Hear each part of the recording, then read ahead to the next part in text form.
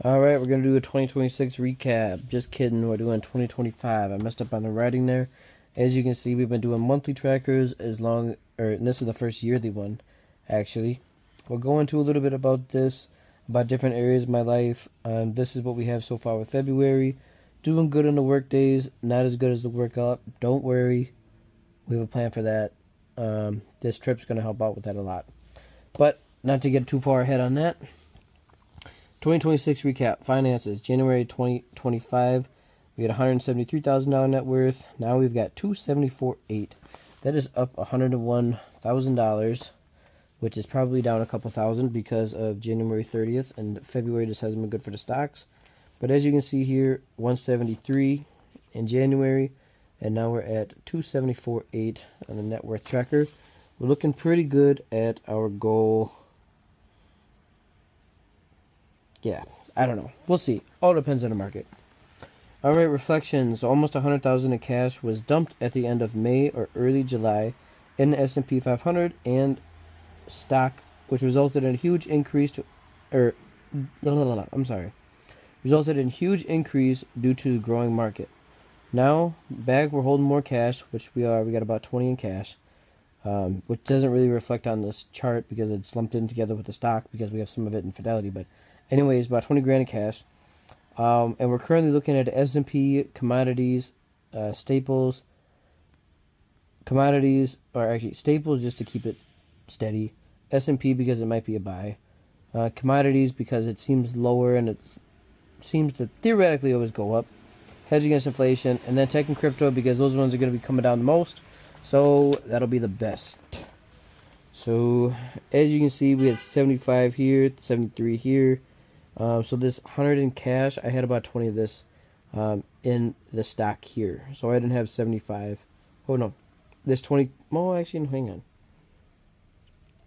Well, I don't know exactly how the split went, but I knew because I got mad because I almost got $100,000 in cash. I was at like 90 something, and then I dumped it. And as you can see, I dumped it here in May to June. We went from 75 in cash to 33.1 in May, and then in June we only had 10 grand.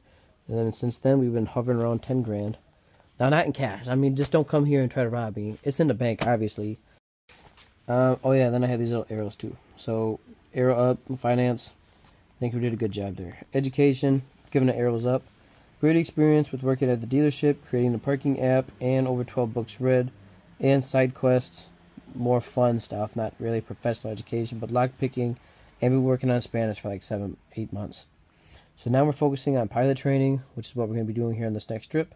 Continue with Spanish, more books, and Spec Ops, which we'll get into. But here's a special warfare, education, like fitness stuff, which is why I'm telling you we got a plan for February.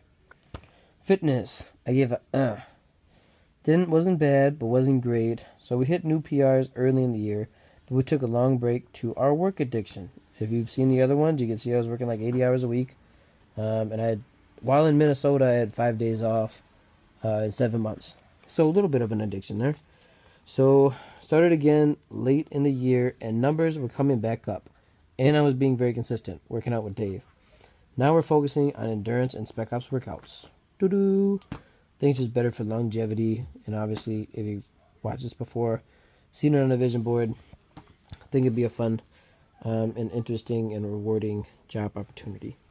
So, spiritual, we gave ourselves a thumbs up.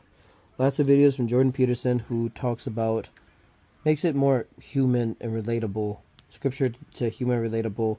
If you're not super huge into Bible or scripture, or it's hard to listen to. I mean, he has very good vocabulary, but it makes it very humanized. And there's a YouTube page called Godded, which is super simple too, short videos, 4 or 5 minutes, and I think they're spot on. I think they're really good, so I like those two a lot. Religion is in my mind every day, and now I'm becoming focused on reading the Word instead of just listening to it, like Jordan Peterson and Godded. I mean, I pray every day, I talk to God every day, I try to think about what the plan is, just so we have some kind of like structure in it. It might not seem like it because I don't really talk about it very much, but it is in my head. I just don't really know a way to articulate it. So my grandpa gave me a Bible, so we're going to read that. But he told me to start reading Ecclesiastes. overall, I think it was a successful year, especially financially, which was fantastic because now we actually had like a big growth instead of just steadily going up. So with big growth, so especially financially, which allowed me to focus on the other areas of my life. Now that I know that that took a little bit of traction off, of course it's going to fluctuate, but we have more traction there, more potential energy. Now I've been more comfortable by doing like learning the side quests or learning Spanish or spending time with friends. Now we can't just get off the rails with that. We still got to keep hammering down, especially with this. But now, since we have potential energy financially, now I feel like I can take more time and work out. I know it sounds weird. Supposed to have a balanced life. I don't do that. Working on it, kind of finding the optimal split. So now I want to focus on discipline, fitness, religion, started reading the book instead of just listening, and education, like the parking app, so I can complete Spec Ops training and continue the life goal, which is in number 0, which is basically just make a bunch of money and then give it to abject poverty. So I got it written out in here. I don't really think it's going to be very easy to pull that up, so we're not. But anyways, that's the 2025 recap. Spelling error. Or whatever.